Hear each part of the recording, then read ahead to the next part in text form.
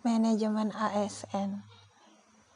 Manajemen ASN, aparatur sipil negara, adalah pengelolaan ASN atau aparatur sipil negara untuk menghasilkan pegawai ASN yang profesional, memiliki nilai-nilai dasar, etika profesi, bebas dari intervensi politik, bersih dari praktik korupsi, kolusi, dan nepotisme. Manajemen ASN meliputi manajemen PNS dan manajemen pegawai tidak tetap pemerintah. Kedudukan ASN. Pegawai ASN berkedudukan sebagai unsur aparatur negara yang menjalankan kebijakan yang ditetapkan oleh pimpinan instansi pemerintah serta harus bebas dari pengaruh dan intervensi semua golongan dan partai politik. Pegawai ASN dilarang menjadi anggota dan atau pengurus partai politik. Selain itu, untuk menjauhkan birokrasi dari pengaruh partai politik, hal ini dimaksudkan untuk menjamin keutuhan, kekompakan, dan persatuan ASN serta dapat memusatkan segala perhatian, pikiran, dan tenaga pada tugas yang dibebankan kepadanya. Peran ASN. Pegawai ASN memiliki peran sebagai perencana, pelaksana, dan pengawas penyelenggaraan tugas umum pemerintahan dan pembangunan nasional melalui pelaksanaan kebijakan dan pelayanan publik yang profesional, bebas dari intervensi politik, serta bersih dari praktik korupsi, kolusi, dan nepotisme. Untuk dapat menjalankan perannya dengan baik, pegawai ASN memiliki fungsi sebagai yang pertama, pelaksana kebijakan publik, yang kedua, pelayan publik, dan yang ketiga, perekat dan pemersatu bangsa. Hak dan kewajiban ASN. Dalam Undang-Undang ASN, hak PNS dan P3K adalah sebagai berikut.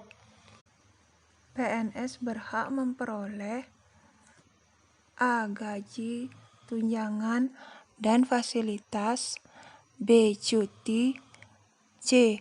Jaminan pensiun dan jaminan hari tua, D. Perlindungan, dan E. Pengembangan kompetensi. Sementara itu, P3K berhak memperoleh A. Gaji dan tunjangan, B. Cuti, C. Perlindungan, dan D. Pengembangan kompetensi.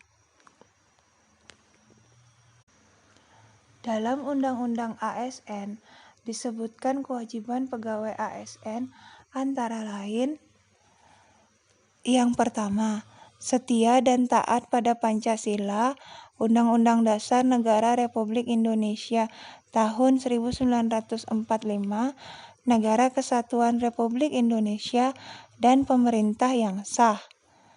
Yang kedua, menjaga persatuan dan kesatuan bangsa. Yang ketiga, melaksanakan kebijakan yang dirumuskan pejabat pemerintah yang berwenang. Yang keempat, menaati ketentuan peraturan perundang-undangan. Yang kelima, melaksanakan tugas kedinasan dengan penuh pengabdian, kejujuran, kesadaran, dan tanggung jawab. Yang keenam, menunjukkan integritas dan keteladanan dalam sikap, perilaku, ucapan, dan tindakan kepada setiap orang, baik di dalam maupun di luar kedinasan. Ketujuh, menyimpan rahasia jabatan dan hanya dapat mengemukakan rahasia jabatan sesuai dengan ketentuan peraturan perundang-undangan. Yang kedelapan, bersedia ditempatkan di seluruh wilayah Negara Kesatuan Republik Indonesia. Kode etik ASN. Kode etik dan kode perilaku berisi pengaturan perilaku agar pegawai ASN 1. Melaksanakan tugasnya dengan jujur, bertanggung jawab, dan berintegritas tinggi. 2.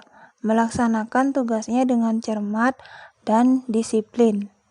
3. Melayani dengan sikap hormat, sopan, dan tanpa tekanan. 4. Melaksanakan tugasnya sesuai dengan ketentuan peraturan perundang-undangan. 5. Melaksanakan tugasnya sesuai dengan perintah atasan atau pejabat yang berwenang, sejauh tidak bertentangan dengan ketentuan peraturan perundang-undangan dan etika pemerintahan. 6. Menjaga kerahasiaan yang menyangkut kebijakan negara. 7. Menggunakan kekayaan dan barang milik negara secara bertanggung jawab, efektif dan efisien. 8. Menjaga agar tidak terjadi konflik kepentingan dalam melaksanakan tugasnya. 9. Memberikan informasi secara benar dan tidak menyesatkan kepada pihak lain yang memerlukan informasi terkait kepentingan kedinasan. 10. Tidak menyalahgunakan informasi intern negara, tugas, status, kekuasaan, dan jabatannya untuk mendapat atau mencari keuntungan atau manfaat bagi diri sendiri atau untuk orang lain. 11. Memegang teguh nilai dasar ASN dan selalu menjaga reputasi integritas ASN. Dan nomor 12, melaksanakan ketentuan peraturan perundang-undangan mengenai disiplin pegawai ASN. Sistem merit. Sistem merit adalah kebijakan dan manajemen ASN yang berdasarkan pada kualifikasi, kompetensi, dan kinerja secara adil dan wajar dengan tanpa membedakan latar belakang, politik, ras, warna kulit, agama, asal-usul, jenis kelamin, status pernikahan, umur, atau kondisi kecacatan. Untuk dapat menjalankan tugas pelayanan publik, tugas pemerintahan, dan tugas pembangunan tertentu, pegawai ASN harus memiliki profesi dan manajemen ASN yang berdasarkan pada sistem merit atau perbandingan antara kualifikasi, kompetensi, dan kinerja yang dibutuhkan oleh jabatan dengan kualifikasi, kompetensi, dan kinerja yang dimiliki oleh calon pegawai.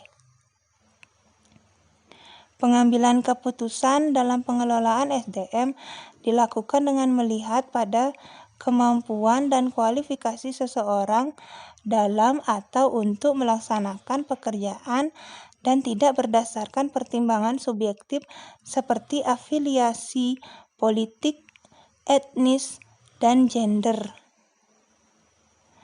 Objektivitas ini dilaksanakan pada semua tahapan dalam pengelolaan SDM, rekrutmen, pengangkatan, penempatan, dan promosi secara terbuka dan kompetitif sejalan dengan tata kelola pemerintahan yang baik.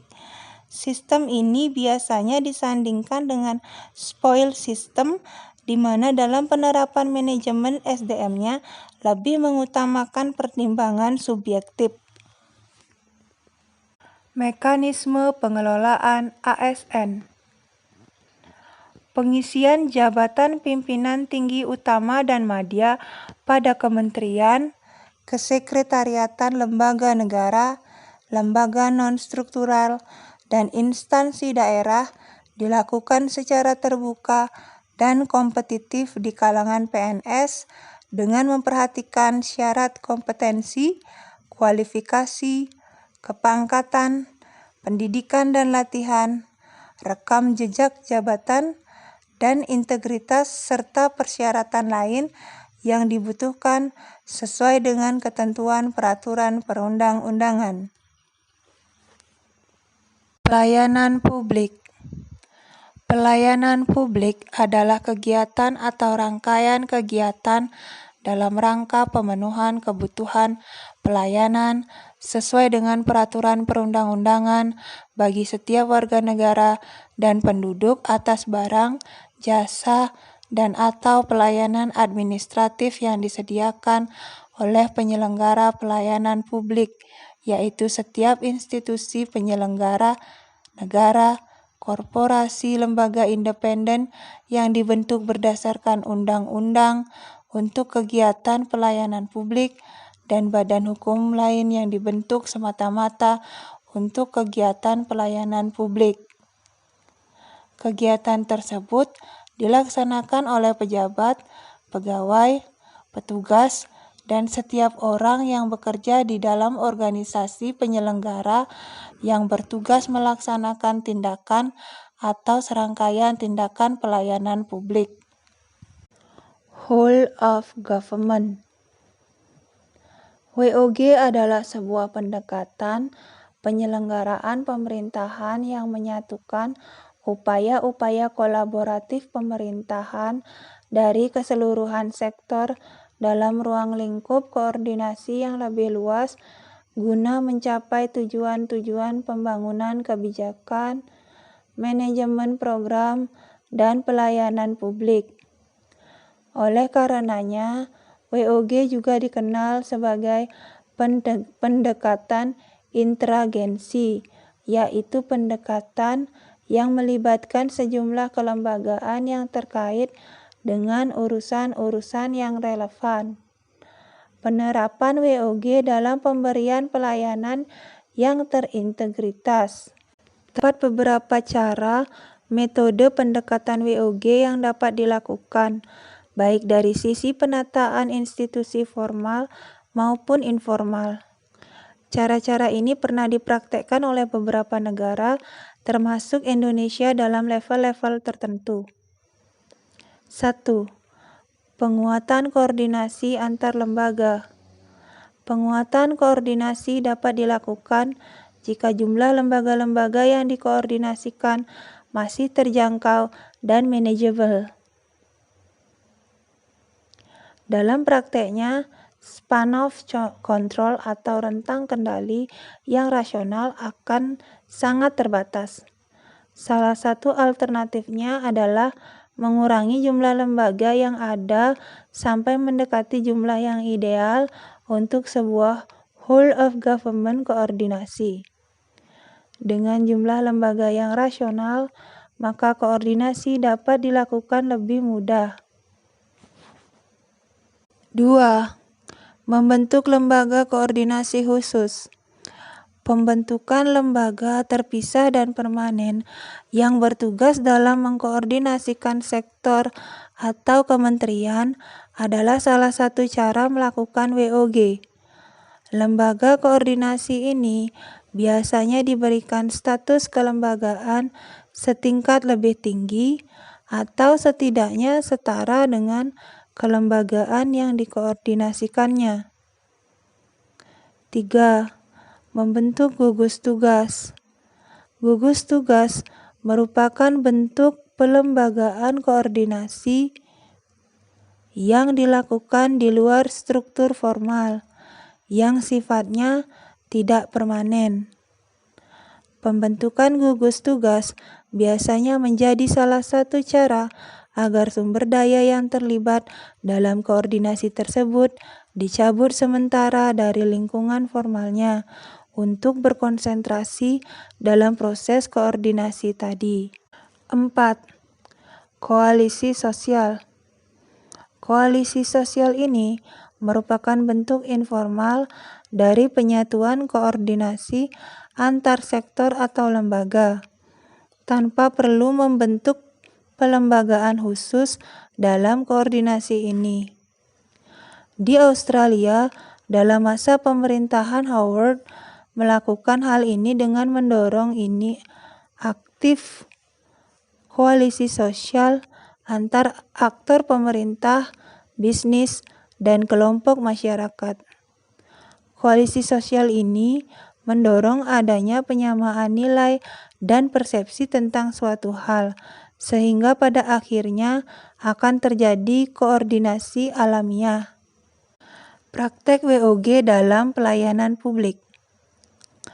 Praktek WOG dalam pelayanan publik dilakukan dengan menyatukan seluruh sektor yang terkait dengan pelayanan publik. Jenis pelayanan publik yang dikenal yang dapat didekati oleh pendekatan WOG adalah 1. Pelayanan yang bersifat administratif, yaitu pelayanan publik yang menghasilkan berbagai produk dokumen resmi yang dibutuhkan warga masyarakat.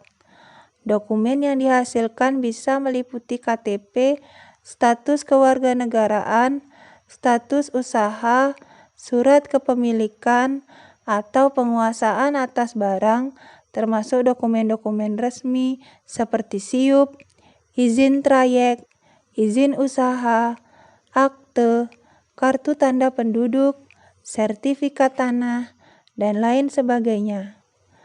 Praktek WOG dalam jenis pelayanan administrasi dapat dilihat dalam praktek-praktek penyatuan penyelenggaraan izin dalam satu pintu, seperti PT SP atau kantor Samsat. 2. Pelayanan jasa, yaitu pelayanan yang menghasilkan berbagai bentuk jasa yang dibutuhkan warga masyarakat. Contohnya pendidikan, kesehatan, ketenagakerjaan, perhubungan, dan lainnya. 3. Pelayanan barang, yaitu pelayanan yang menghasilkan jenis barang yang dibutuhkan warga masyarakat, seperti misalnya jalan, perumahan, jaringan telepon, listrik, air bersih, dan seterusnya.